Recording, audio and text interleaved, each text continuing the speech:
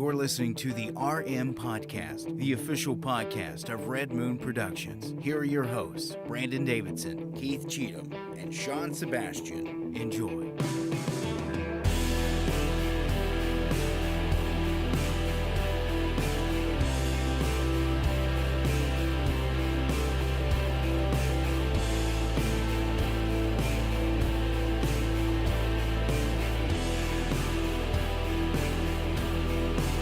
Hello and welcome to another episode of the Red Moon Podcast.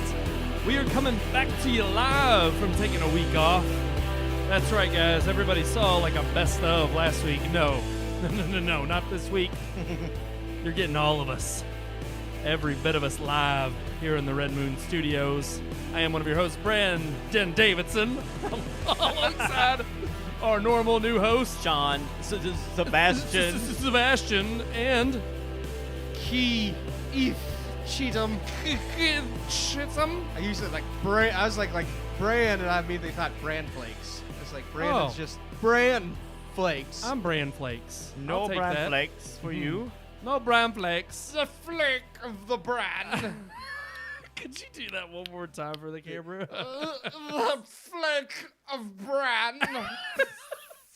We got to come up with. I miss the days where we had like- names for your characters. Where's Brian been?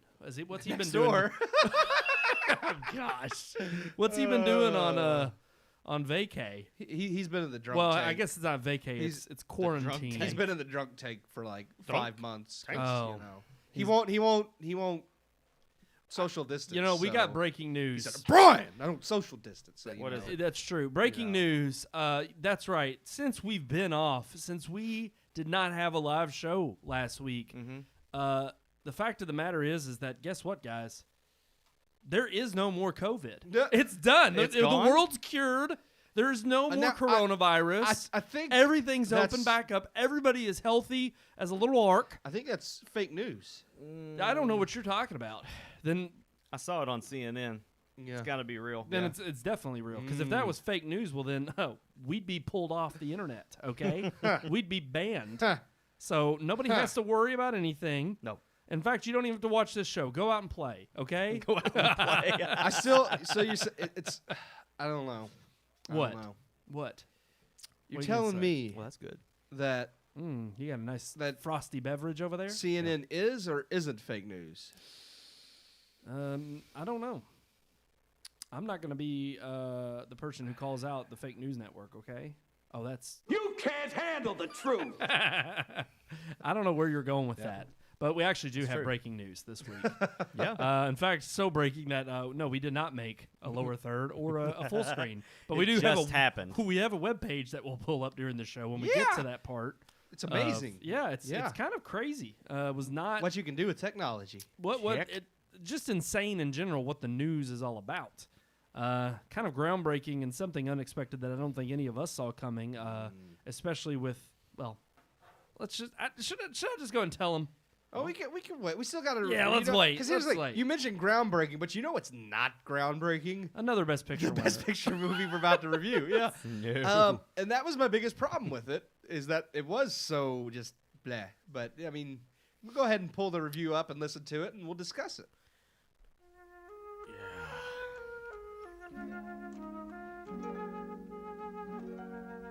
It's 1942, and the 14th Academy Award winners are about to be announced. With over a decade of movie making under Hollywood's belt, some of the most iconic and revolutionary filmmakers of the era have begun truly innovating filmmaking.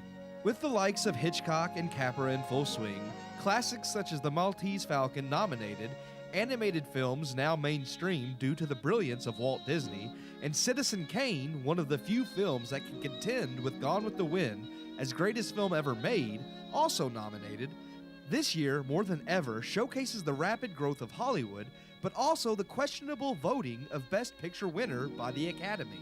Winning the 14th Best Picture award was none of the previously mentioned works or filmmakers, but instead John Ford's How Green Was My Valley.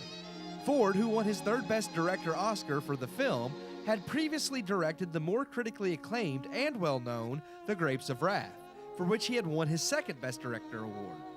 Carrying much of the same themes and depressing narrative of Grapes of Wrath, How Green Was My Valley is the story of the Morgans, a 19th century Welsh family who made their living as coal miners. The story predominantly follows Hugh, the youngest Morgan's son, played by a young Roddy McDowall, who had become famous for his work in the Planet of the Apes series. The film is narrated by Irving Pitchell, portraying the adult Hugh, and as the movie progresses, it covers the most informative parts of Hugh's young life, as a series of mishaps befalls the Morgans and the town, showcasing the regular struggles of a 19th century mining town. The film is at times melancholy, but predominantly depressing by intention, showcasing the struggles of a working-class family and the horrors that were often common amongst that way of life, climaxing with the collapse of the mine. How these things shaped the man Hugh becomes and his recollection of them, and the Green Valley of simpler times, are the crux of the film. And while done well, it is depressing to get through, something that seemed to become a recurring theme for director John Ford. While the themes and lessons of the common working class are admirable, and the story and characters compelling enough to warrant the film's nomination, showcasing a significant shift in the happy-go-lucky distraction films originally started out as, there's not enough substance in How Green Was My Valley to award it Best Picture over the numerous brilliant works that had also released that year. The story structure is all over the place, establishing Hugh as the main character through narration, but not introducing the character himself until after a lengthy amount of time. The movie jumps from incident to incident with no through line, creating a disjointed story. But by the film's end, it does so well accomplish its message and themes that it's hard not to respect the movie in some way. Also, not up to par with other films of this time is the acting, with moments feeling very theatrical. By this point in filmmaking, we have already seen an evolution of narrative structure and more subdued acting, with films becoming more and more serious. How Green Was My Valley feels like a step backward in both these aspects and doesn't stand the test of time as well as its competition. In a year that nominated The Maltese Falcon, Alfred Hitchcock's Suspicion, Orson Welles' Citizen Kane, and saw Walt Disney win 2 honorary Oscars, it's odd that How Green Was My Valley came out on top. All in all, the movie definitely deserves to be remembered in film history, but doesn't hold up as the best film of 1941. I give How Green Was My Valley 3 out of 4 stars. Well, we gave it 3 out of 4 stars. We did. I'm going to stick with my review of 3 out of 4 stars. Wow. But I don't think you all are, Keith. I as I was typing up the review and reading the review, and every time I think of the fact that this was up against The Maltese Falcon, Suspicion by Alfred Hitchcock, and of course the huge one, Citizen Kane by Orson Welles, of course, I'm just thinking, this just really was a huge step back in quality of filmmaking. Yeah. Compared to some of the previous winners and compared to what it was up against. Yep. And, I mean, it's a very depressing movie, which that part really didn't bother me. In fact, knowing John Ford, who made The Grapes of Wrath, which is also a very depressing movie, I kind of feel like maybe that's just his shtick, is he likes to be depressing. Yeah. But for me, it was like, it wasn't the depressing nature of the film. It was just like, it got boring. It drug on. The narrative, was all over the place. And while I appreciated what it did, and it was a very, cinematography-wise, a very beautiful film to watch. Yes. I kept coming back to the fact that all these other movies came out that year that are hugely historical That's kind movies. of what shocked me was I was willing to give it the benefit of the doubt early on, because when I've heard nothing but, and I watched it so early I've got to rewatch it again, but when I've heard nothing but amazing things about Citizen Kane and how much of a timeless classic it is. I do think Citizen Kane's a little bit overrated, but again, it's been so long I haven't seen it that I don't want to completely knock it. But I don't think it's the best movie ever made, but I still think it's definitely better than How Green Was My Valley. Well, and that was what was interesting to me about this, was as this kind of kept going, I just remembered thinking, at least I was intrigued throughout Citizen Kane and watching it. And I just kept losing. It wasn't that I lost interest in this film. I just felt like there were so many times it shifted its focus that I didn't know what I was supposed to be paying attention to or who I was supposed to be paying attention to. And the story itself just, it got lost in its own, creation. because it starts out with the narration and you're focusing on this boy, and I'm sitting here thinking, oh, okay, well, this is going to be a story about his life growing up in this valley and in this town, and I was kind of interested, especially Keith, you had even mentioned beforehand, this is one of Clint Eastwood's favorite films. Yeah. And He's even very fond of this movie. my parents have raved about this film before, and so I'm sitting here thinking, okay, well, I'm ready to kind of. I think, especially for like an older generation, it kind of, and to anybody, that's one thing I do like about it is like seeing like the common working man like aspect and like the disasters that they would have faced in 19th century coal miners and all that. I think there is an aspect of it that is relatable and very like down to earth, like old school like type of like flavor that I think like I could definitely see someone like Clint Eastwood and your parents like. I mean, your parents like.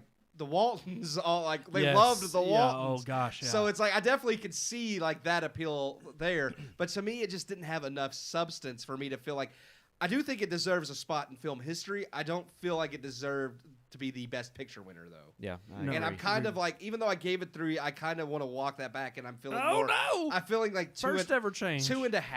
Like I'm only knocking it half a star, but it was one of those things where it's just like it just didn't have like after enough it sat substance. for a while, I was like, I could see why like people liked it, so I gave it that 3. But after it sat for a while, I was like, yeah, but it just doesn't hold up. Like I was thinking about like aspects of it gave me like this like Little Women vibe, like him like in the ice cold water and losing his legs. It's like that was a story and a movie that was made like years before this one. That like there's and even the aspect of where one of the girls falls into the lake.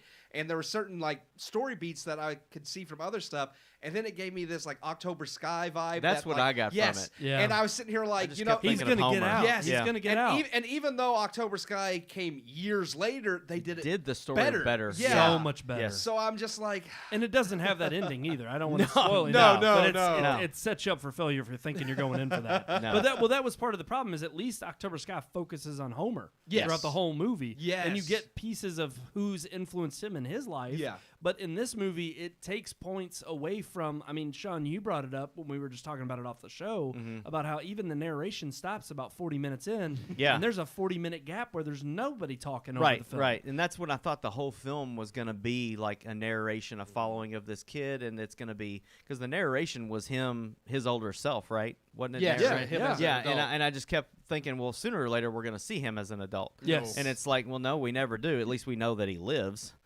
Yeah. Working in a mine, but it's still, there's just so many parts of this film that captivated me as far as the choice to keep it black and white and fit that mood and that feel. Yeah. It's just dark and the kind of cinematography dirty. was beautiful. The cinematography was beauty. This is one of those films from the 1940s that actually, whatever they did to bring that as far as the film transfer, it was crystal clear. It was beautiful compared to some of the other ones that were made around the same time that look like garbage now. Well, and I think this is one that gets a little bit more praise, so it probably is one that it's they one have that they took care remastered. of. Yeah.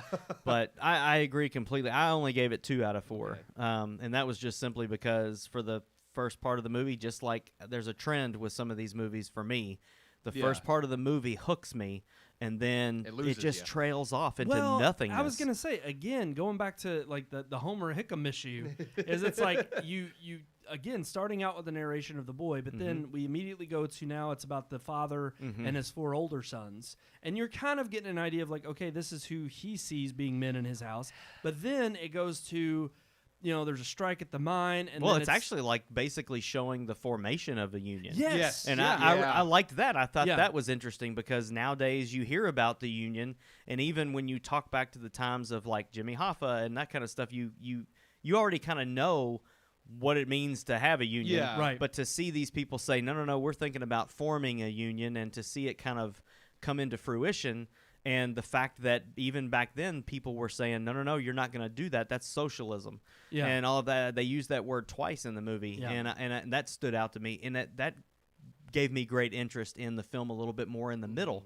But then where are we going with this union? Yeah. It never goes Well, anywhere. Then it gonna say, becomes you about the literally preacher and the daughter. You see the kids leave the house, Yeah. and there's a sad moment, but then now all of a sudden The kid gets injured with his mom, Yeah. and he's bedridden for a while. So And then we're it- back on the yeah. focus with the child. Then it jumps and to then the it priest jumps to and the the daughter, priest and the yeah. daughter. It's like there's so many different storylines Yeah. throughout, Yeah. but they never anchored it with the boy, And my- except for when they had to feel like I felt like they had to bring it back to him, Mm-hmm. only because it was like, oh yeah, he's telling It's the his story. story. And it's like, but it just seemed like an afterthought. And another like problem I had with it, like especially with its narrative jump, is that like the acting was so inconsistent that Yeah. like I mean Maureen O'Hara was fine, I thought, but the rest of the actors, like honestly, like, and he wasn't even that good. After Maureen O'Hara, the next best actor was probably that little boy, and even he wasn't great. Yeah. And, which I mean, Was Roddy the father Marino? Maureen O'Hara was the daughter. Okay, that because the priest- father got me a couple of times, Yeah, especially yeah. at the dinner table when the Yes. sons are saying, Yeah.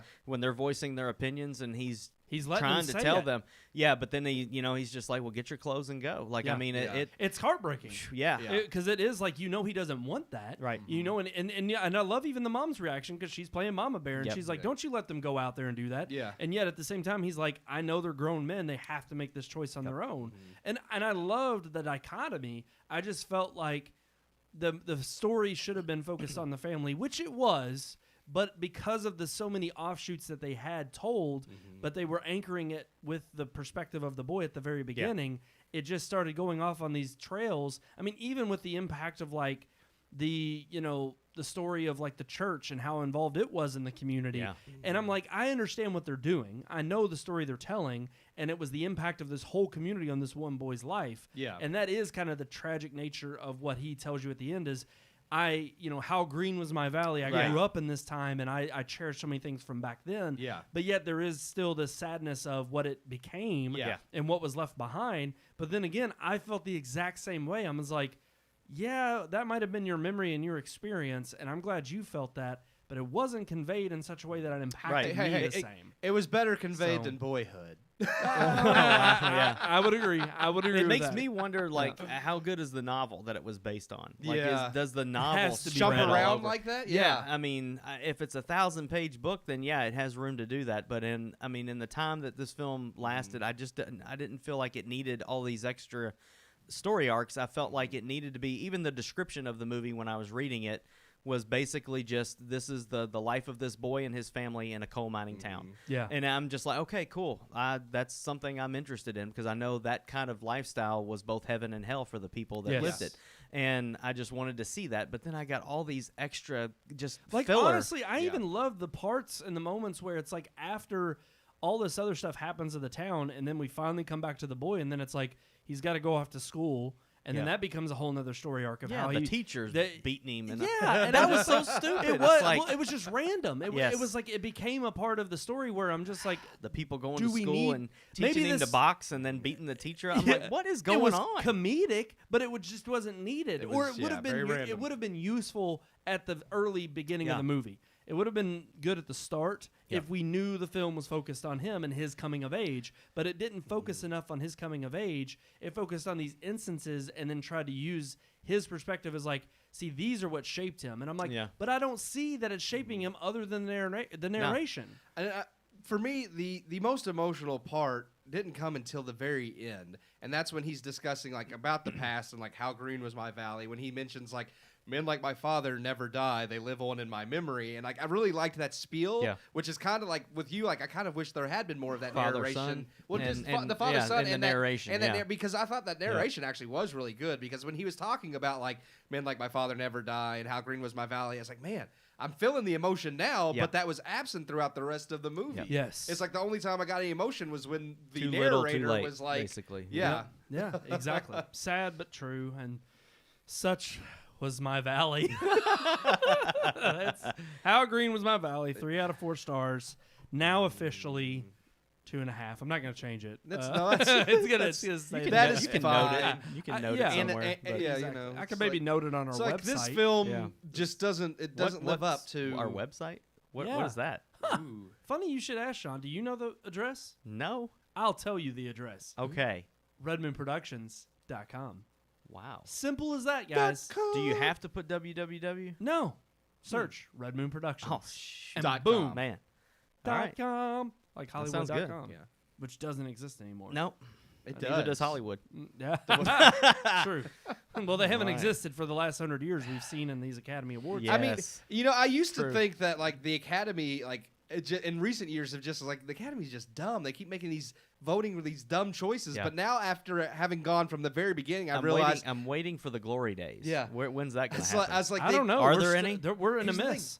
Apparently, this is not the golden age yet. We're kind of in the golden age That's of what I film. mean. No, but I mean, there are great films coming out Oh, during yeah. this period. The problem is they're not the ones winning. It's Yeah. kind of funny to look back and realize that all of the movies that people remember as the greatest movies of that era Yep. aren't the ones that won Best Picture. You think anybody's going to think that about Jumanji: The Next Level? They're like, man, that movie should have won the Oscar. No, I don't think so. I Yeah. don't. I'm just wondering. I mean, what classics are They coming tried, out today they that tried aren't to being think winning? that way about Black Panther. La but, La Land. You know, Yep. who remembers Black Panther? It's okay.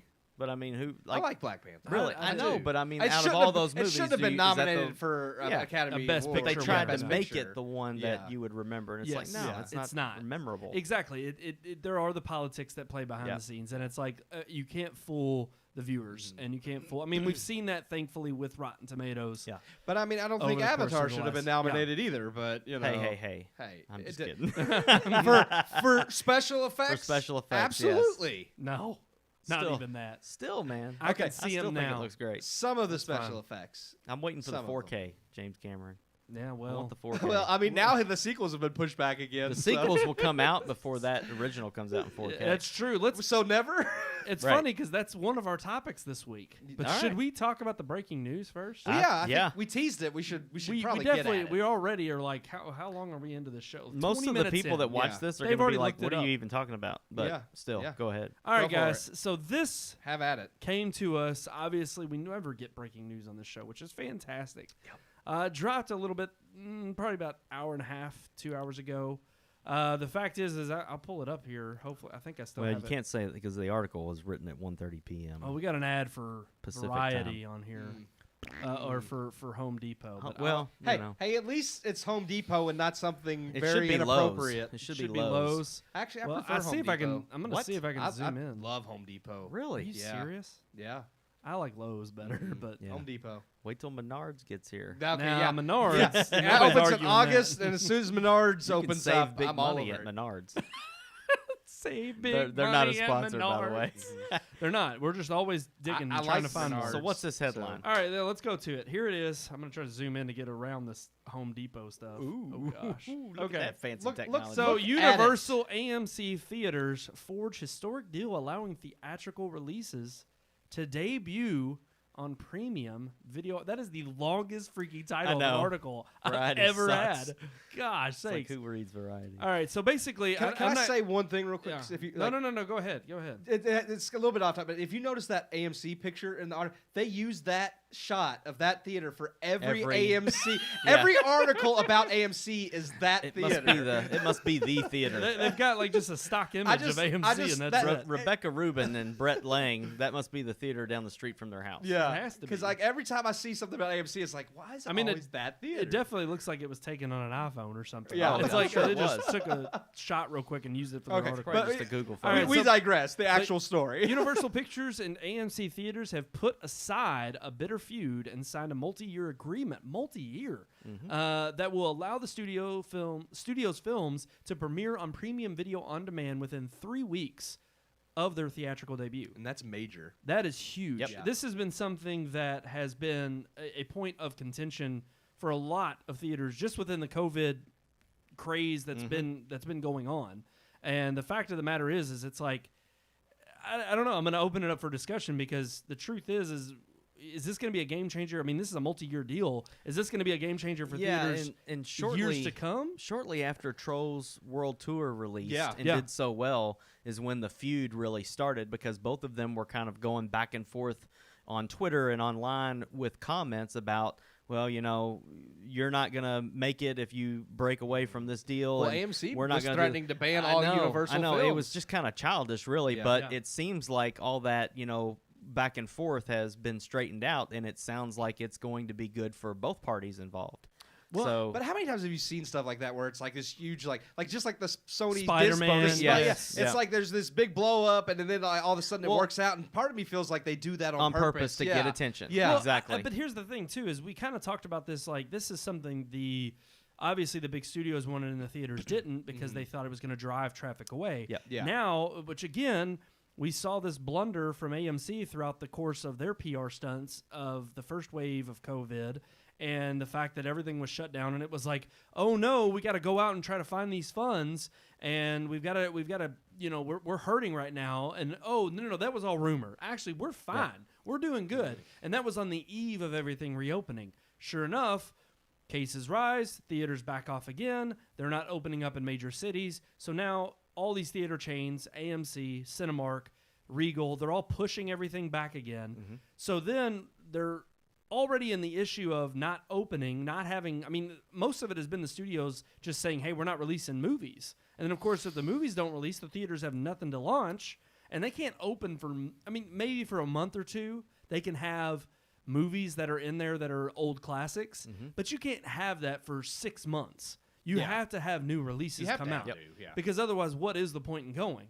And so the big argument here has been they've been saying, like, give us a bone here.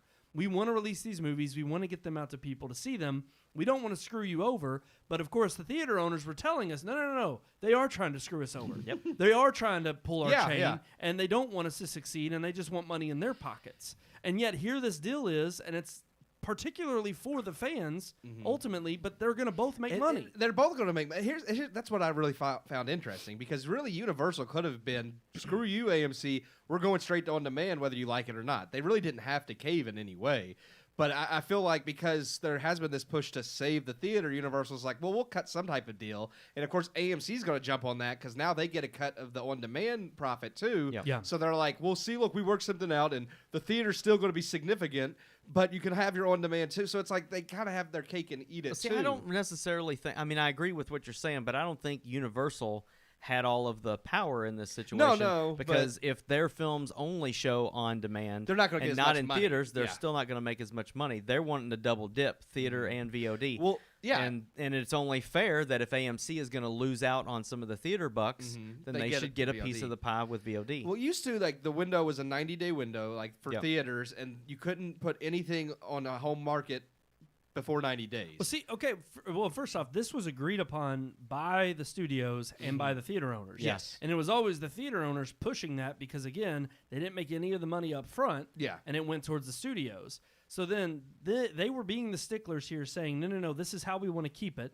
This is the status quo. We don't want that to change. Yeah.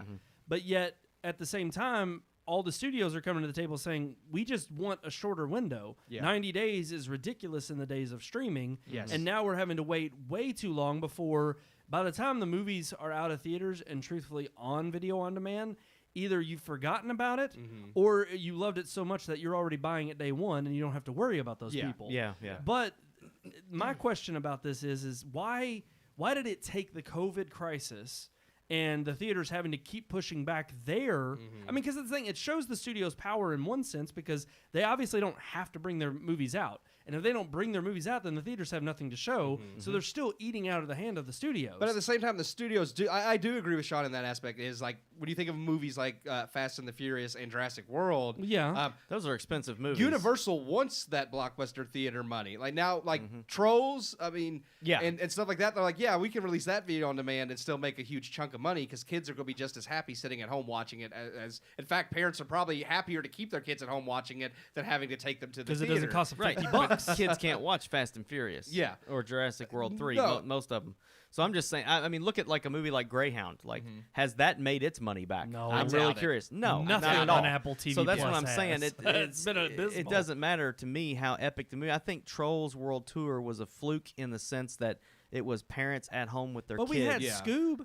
Scoob came out. another same kids thing. movie. Yeah. But I'm saying, like, so yeah, and I agree. It has been the kids' movies that have been predominantly a hit. Yeah. But even still, do we think? So let's you see, all are let's saying, see the $250 million Jurassic Blockbusters. World. If If the Jurassic same World thing. was released or Fast and Furious was released video on demand, I do think they would still be hits because people would rent them. Oh, absolutely. But at the same time, there's going to be the people who absolutely want to see those movies like us in IMAX. So this way, Universal and AMC gets the best of both worlds because the people who really don't care to go to the theater and just want to stay home are going to be happy to be like, oh yeah, now I can rent it at home without having to go to the theater. Now, other than us who want to go see it in theaters, and we're still going to have to watch it regardless because we have to be up to date. A case in point. But even still, would you all, if even the fans that you are, and if say we didn't have the podcast and we didn't have to review these movies, would you all watch it at home, or would you stubbornly wait for it to be in theaters? It would depend on the movie. Yeah, for something like Fast and the Furious, I don't want to rent that on demand. No, The first I don't time want to pay $20 to rent it. No. For $20, I better own the damn thing. Yeah, no, and I that's what I'm agree. saying. Parents were willing to pay $20 for Scoob and Trolls for their to kids. shut their kids up for 48 hours. Yeah. True. They're not going to be willing as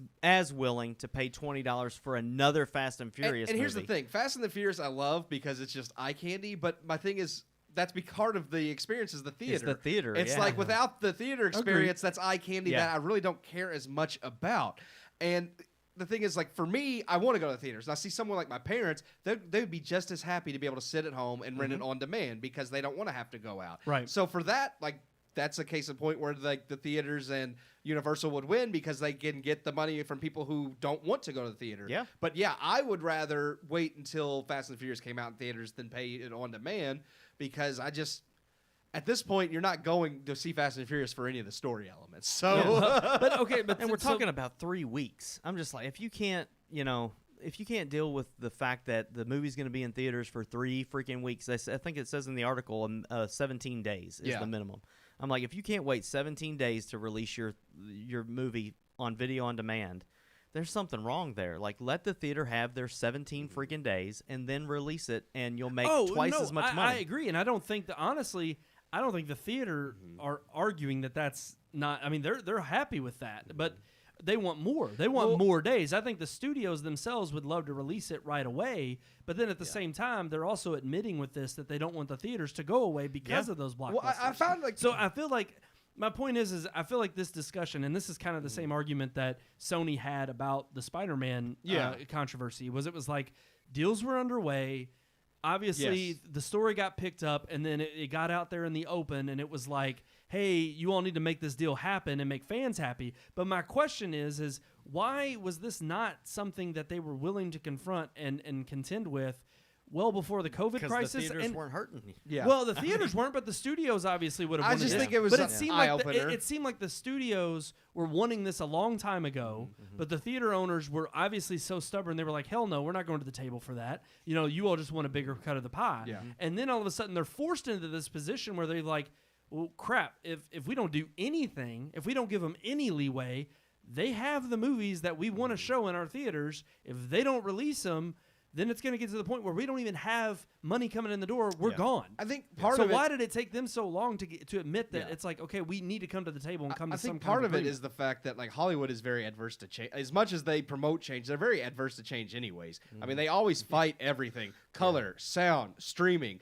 So it's one of those things where I think like because of the whole like the idea of the theater and people's always gone to the theater, they've never really questioned or combated that 90-day window until they realized that how much money they could make going on demand earlier. And when they finally realized, oh, we can make twice as much money if we have it in theaters and on demand, I think it's something that kind of came about. But I mean, the weird thing is because you mentioned the Sony Disney deal, I think the difference between that though too is the fact that AMC and Universal were openly fighting on like Twitter and other stuff. So it's like Sony and Disney were trying to make deals, and then the news got out. Yeah. So that got misconstrued. Whereas this time this was a they little were trying different to beat because each other in because public. they were they if were Tom like Holland would have been on top of this AMC Universal thing. it would have never happened. It would have Yeah. been taken care of real But quick. yeah, I really just think that like studios I don't think it really occurred to them right off the bat that it's like, why are we waiting 90 days? Right.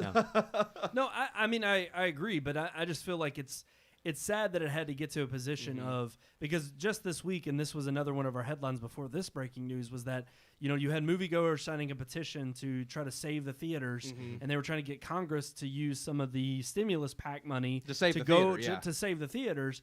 But yet it's like here they are scrambling, trying to say that, yeah, we need to be saved. And no doubt, I'm a fan of the movie theaters. I don't think it's right what's going on, and it sucks that their business is going to be impacted greatly, and we don't know how that's going to affect for years to come. I mean, that's part of why I think this deal is good, is because I think it also is the studios admitting, hey, yeah, we do need the theaters. We need them for our big blockbusters and to get the word out for those bigger movies. Yep. But I also just think it's kind of sad that, again, it shows you just how fragile the business of theater ownership is. I just had thought of another question that just occurred to me that I was just like, this makes no sense, because Hollywood is also currently you have your Christopher Nolans and your Steven Spielbergs and all these people who are very much, we have to save the theater, but it's also Hollywood that's preventing theaters from opening because they refuse to release movies until they know certain markets are open. And I'm like, you all are crying, we need to save the theater, but you refuse to keeping people from coming. It's like, but you refuse to release your movies. What are the theaters going to show if you refuse to release your movies?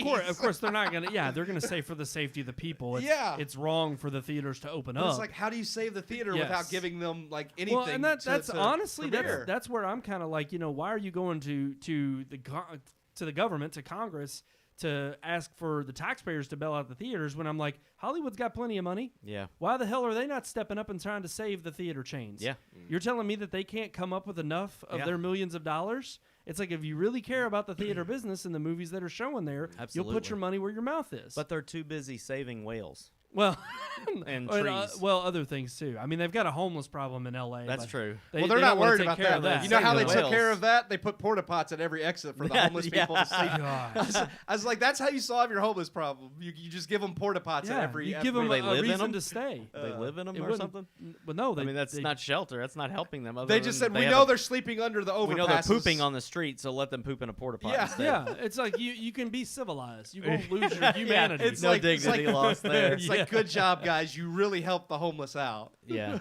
Well, ultimately, look, the thing is, I think there's a huge issue with this whole entire. I mean, one of my big questions tonight before this news broke was going to be just, are the theaters done? I mean, or at least for this year. It's like, are we willing to say, let's pack it up, let's close the doors? There's no hope that the theater chains are going to open up this year, because they keep pushing the date back. Right. Even Tenet is now releasing September, and yet that's internationally, or that's here locally. Yeah. But internationally, it's going to release other places. We just beforehand. found out also Regal has announced that they're opening Yeah, their theaters they on have August a day 21st. and date.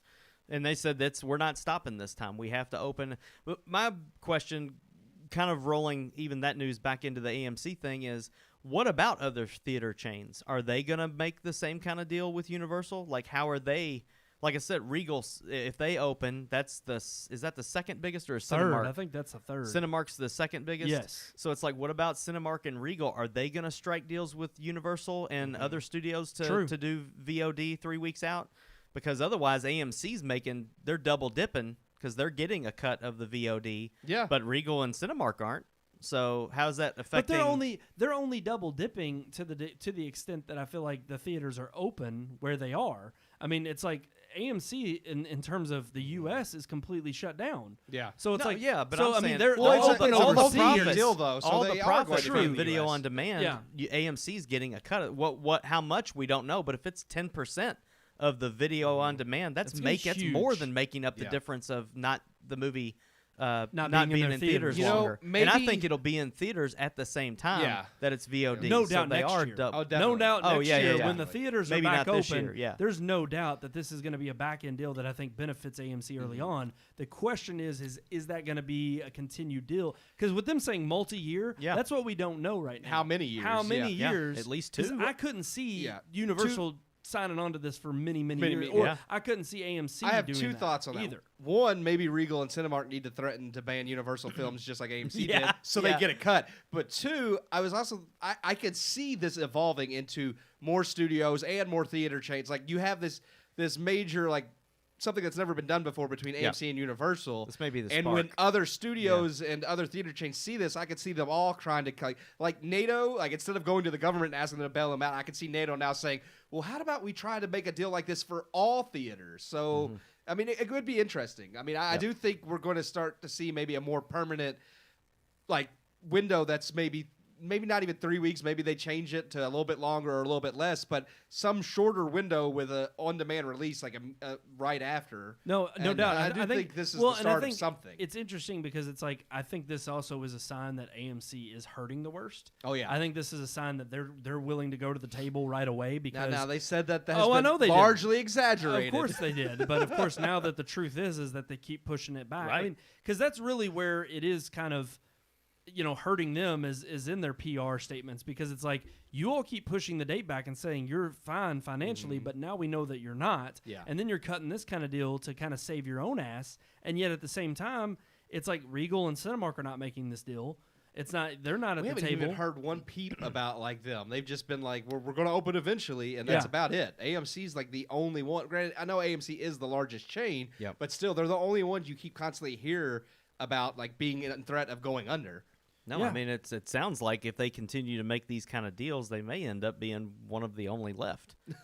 Well, and that's what's they're saving. I mean, their that's what's butts. kind of intriguing about this is it's like if Cinemark and Regal don't make the same deal, and maybe they are fine financially, or even if they open up and everything seems to be okay operationally, it's like is AMC? I mean, they're betting on this deal to benefit them in the long run. They may be doing it in the short run to save their tail, but it could end up being grossly exaggerated as to how well this is going to pay off for them. Yeah. It could be just keeping them afloat, or it could be something that really heavily pays the bills on the back end when they start opening back up and they have theaters. I think it's important. Or movies in the theaters. It's important to remember too that even though AMC wants to open and Regal is saying August 21st hands down we're opening, all of that is still on the table when it comes to the governors. I mean, if they want to shut the city down, or they can shut the whole state down, and these theaters don't have a choice but to stay closed. And so I do think that's played a part. I think it's played a part in them trying to level any accusation that they're just money hungry or make any more of a PR argument, or even gauge like when they can open because they know like places keep getting shut down. So they're like, well, can we even open? Because the last thing they want is to be considered part of the problem, and then they're the first people that have a target on their back once they reopen. Being part of the problem, and also like it costs money to have to reopen, so they don't want to have to reopen and then like in 2 weeks shut back down and lose money again because like they're going to have to like put in the money and effort to get everybody back.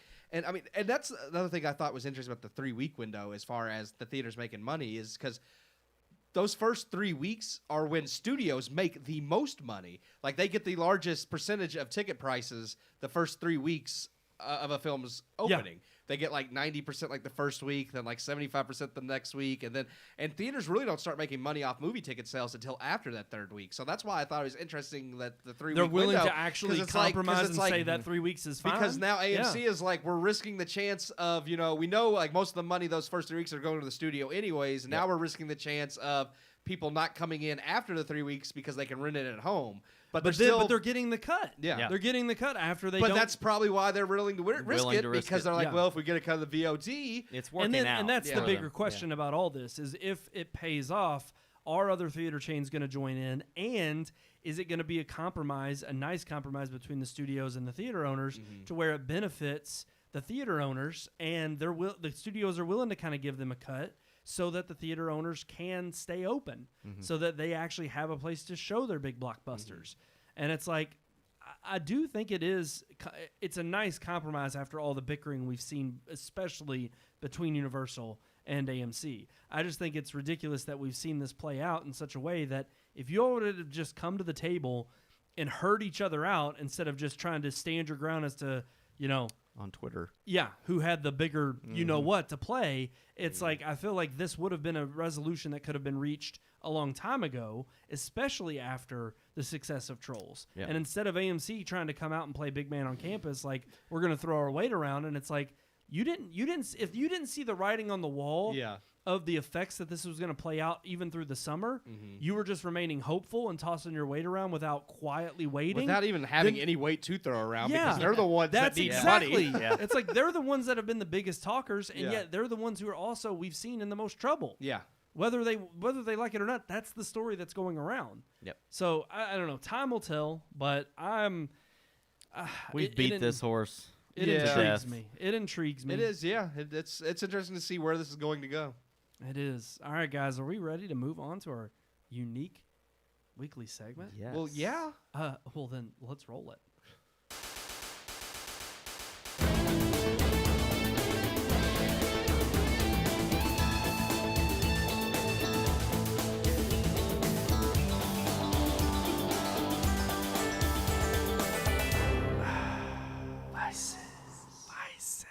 Spirit Ooh. fingers Show me going the there. Show me the money. Show me the money. That's right, guys. Our Vices segment this week brought to you by the Home Depot. Menards.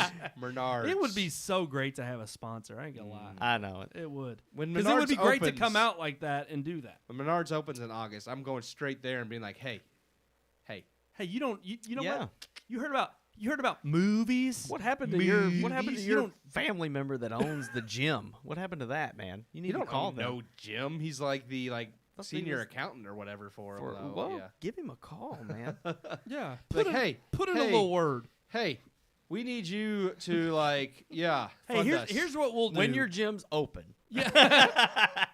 It's like Actually, I think it's Planet Fitness, but yeah, I believe they're open now. no, they all are. Yeah. They've required that you wear masks. Yeah, while you're working And out. I don't know how you And wear I a don't think- mask. I working can't out. work at I work can't- sitting Okay. at a computer with a mask Usually, Yeah. I'm okay at work with the mask on, but today, I didn't have much sleep last night, so I was really dragging. And there was a moment today where I had to go in the back and And breathe. pull my mask because I was like, man, I can't breathe. I'm so tired that I'm sitting here think I'm something. And I was like, I can't imagine being on a treadmill trying to run and being on. I know it. It would, I don't even know. I just I'm gonna die. well, that's what we can do, though. We can provide that great entertainment for why people are running on that treadmill. That's what we can do for Yeah. the Red Moon Podcast. This segment's going to be entertainment. That's right. Yeah. Because you all are going to have to do this segment because I'm still Push it thinking, to the limits. I'm You've still never pushed thinking. anything too far, or pushed it, or did it just so you I could think see how far you have, can it's go? like, but- why? Why do we do that? Because why we're do men. we? Yeah. Is it? I mean, That's is it why a men male? have- Is it a male That's why we thing? have a lower life expectancy than women, because we want to see We're how more far risk averse. Because we're willing to Or not jump out of risk-averse, planes. yeah, We're and more jump off riskier. of rocks Yeah. into the Tonight, lake. tonight we ate a freaking I'd- scorching hot pepper. I'd never heard of a black pearl before, but Brian's like, you should try this. It's really hot. right. And I was We like, tried one of "Let's these do it." peppers over at our neighbor Brian's house. And I eat a lot of hot stuff. And I mean, And Jesus. most peppers, they don't hit you right away. It's kind of a slow build. I put this thing in my mouth. As soon as I crunched into it, immediate heat. Pow. And I was Boom. like, Pow! wow. Yeah, Bam! Did he say pow? Did he say pow? Catalina wine mixer. Pow! As soon as I cracked that thing open in my mouth with my teeth, I was like, oh gosh, that's hot. Yes, and I it love was. hot stuff. So That's all you got. That- oh, gosh. That's I did- hot. But I did. And it's funny because Brandon says he always knows by my reaction if something's hot or not. Because Yeah. even though I'm very straight faced, I'll sit there and I'm like, oh yeah, that's hot. Well, I Yeah, know, you if did- If I it's- was like- if it's freaking hot It for was Keith, crippling. then to no. me. Yeah, I know I'm not Sean's even over here. there in the fetal position. I was in.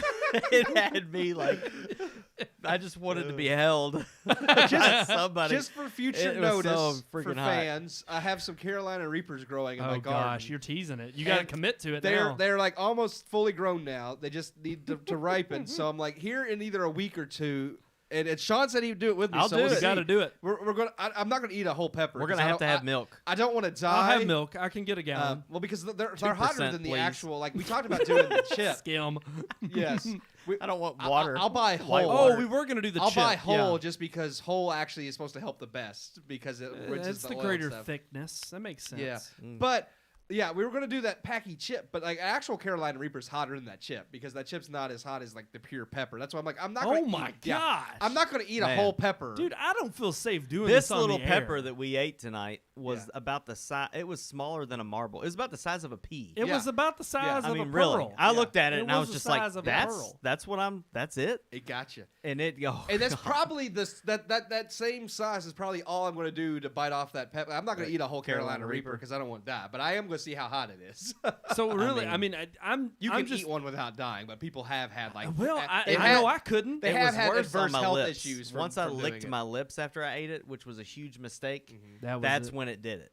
Because as soon as I licked my lips, like my lips felt like they were swelling to the point of bursting, even though they really weren't. It just felt like that. Like I Yeah. feel my heartbeat in my freaking lips. See, that's Like, what scares me. Oh my god! I know. I'm such a pansy that I know if Yeah. I ate something that hot, like I said, it was that devil's spit or whatever devil's I think it was Devil's Blood. devil's blood. Satan's I took blood or I took something, one little drop of it, and I'm telling you, I could not breathe for a half Well, here's the hour. thing. I was just I did a drop on my thing. I was like, oh, yeah, it's good. And then I put it on my food. This was at Jacob's 4th of July party last year, not this past year. yes. But yeah, I did a little drop. I was like, oh, that is hot. And I put it on my food and was eating it. And I was like, yeah, that's pretty good. So Brandon kind of thought, based on my reaction, that it really wasn't that bad. And I lied and said it's not that bad.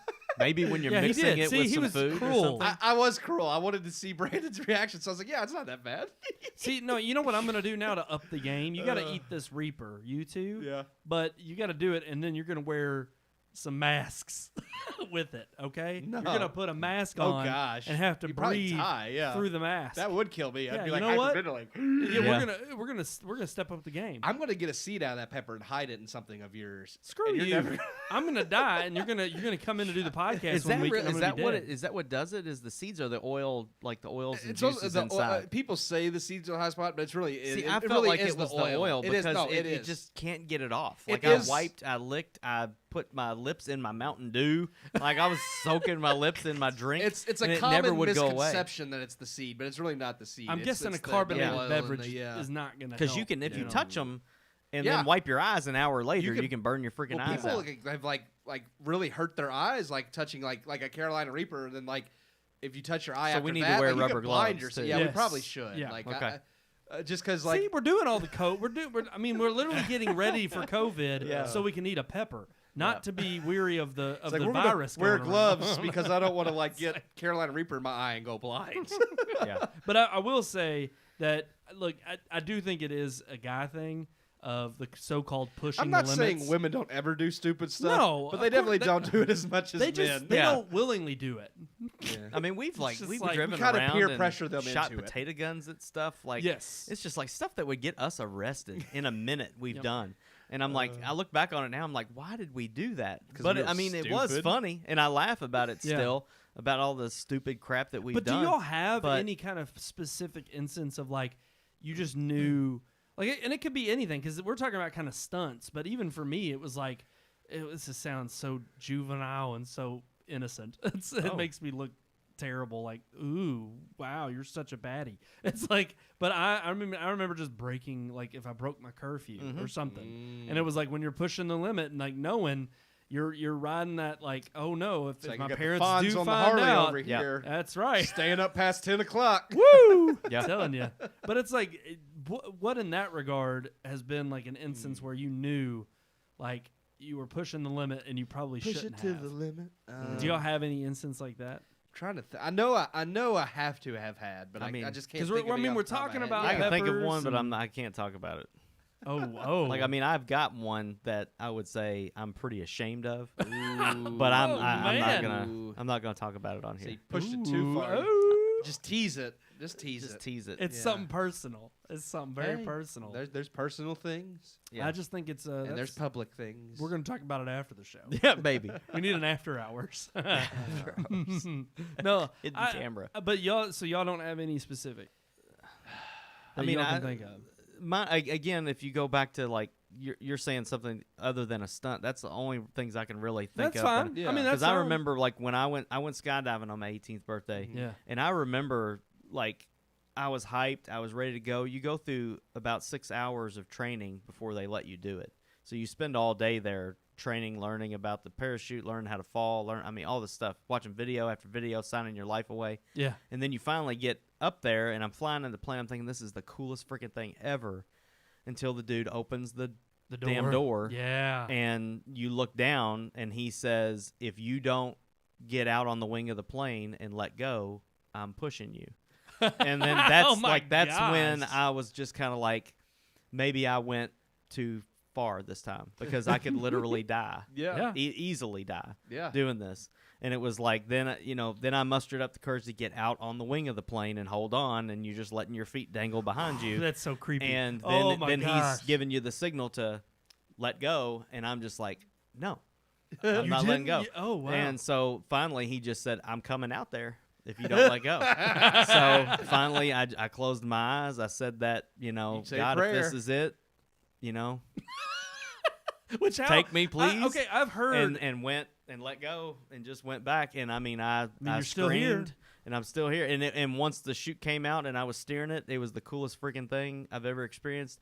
But there was that moment when I was up there and I just said, I went way too far. Like, this is just stupid. I should have never done this. So wait, hold on. I mean, because I've heard of in tandem, like where they jump out with you. Yeah, I didn't. And then that. I also heard that it's like there's the other one where you can go up even higher.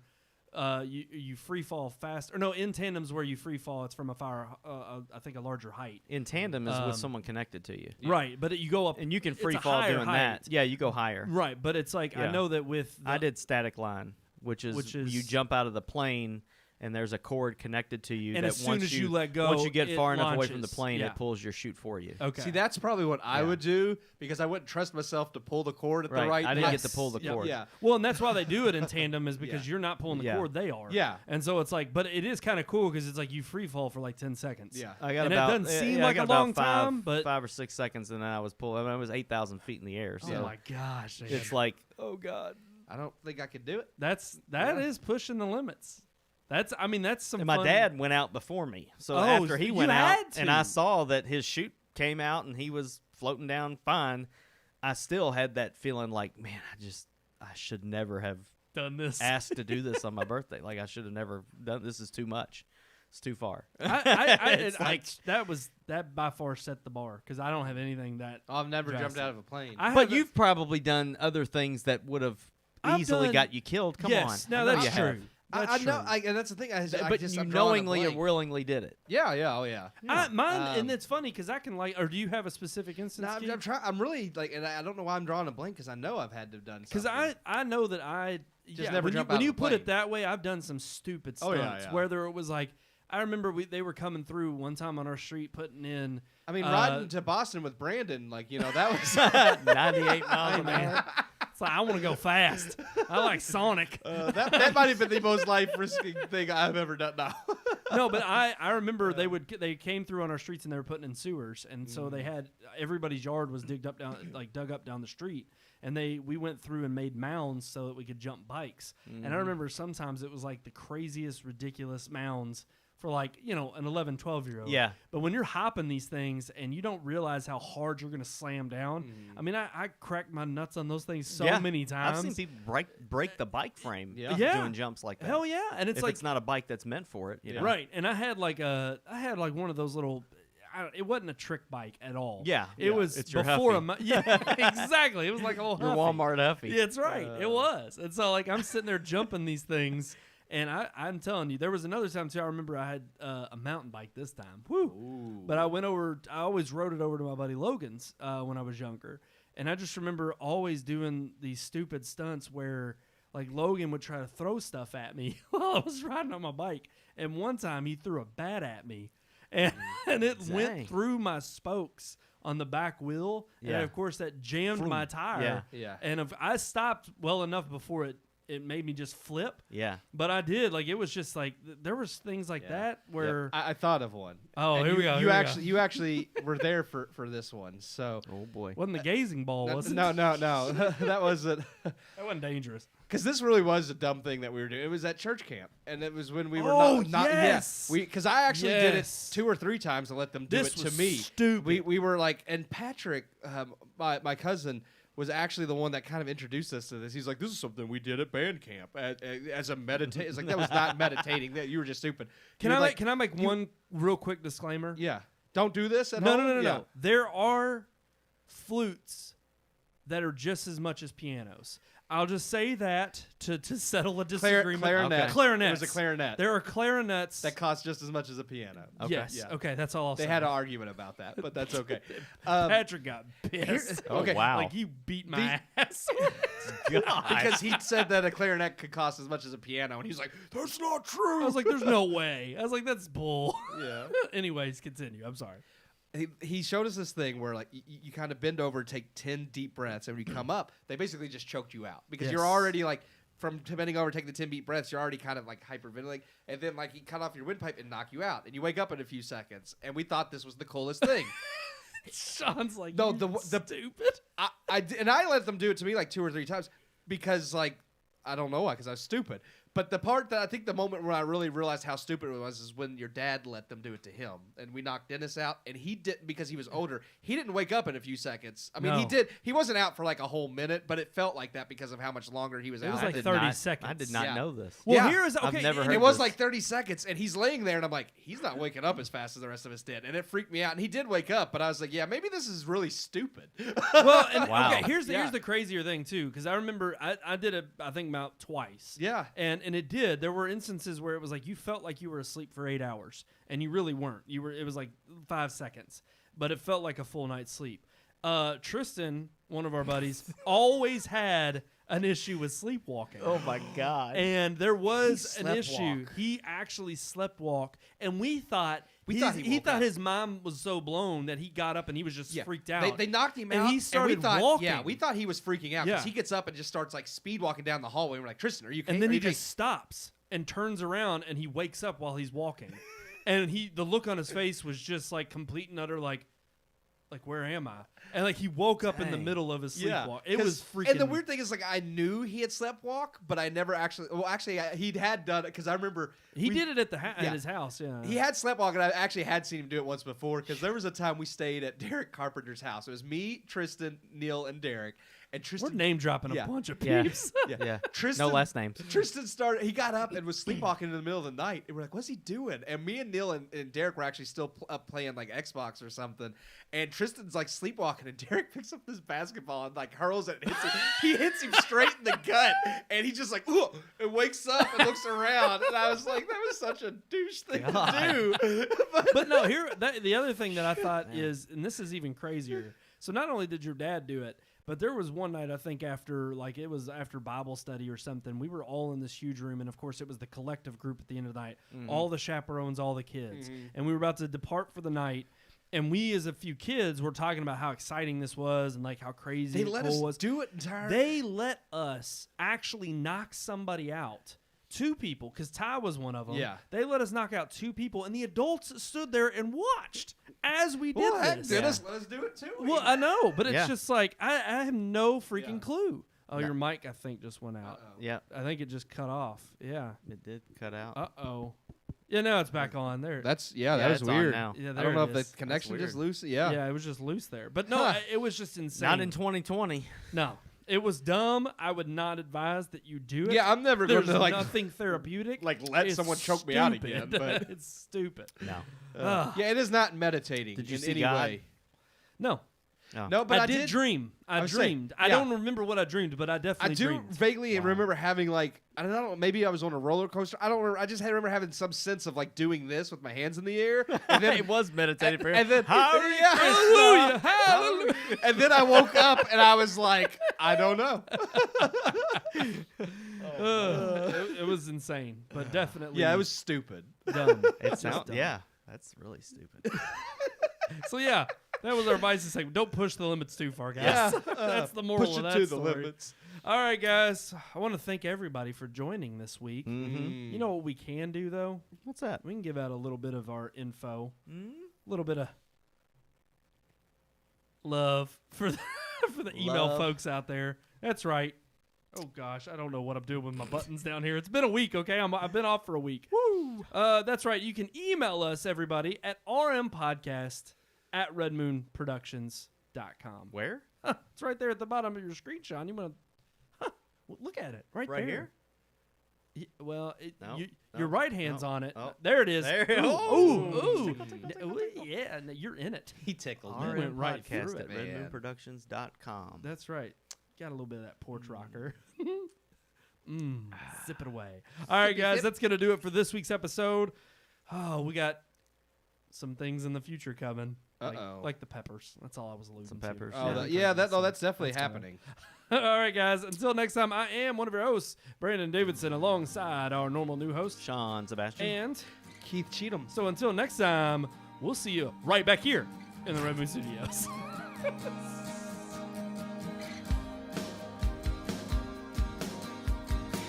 We hope you enjoyed this week's episode. For more reviews, previous podcast shows, and everything Red Moon, visit our website, redmoonproductions.com. You can also like us on Facebook or follow us on Twitter by searching for Red Moon Productions, LLC. We'll see you at the movies.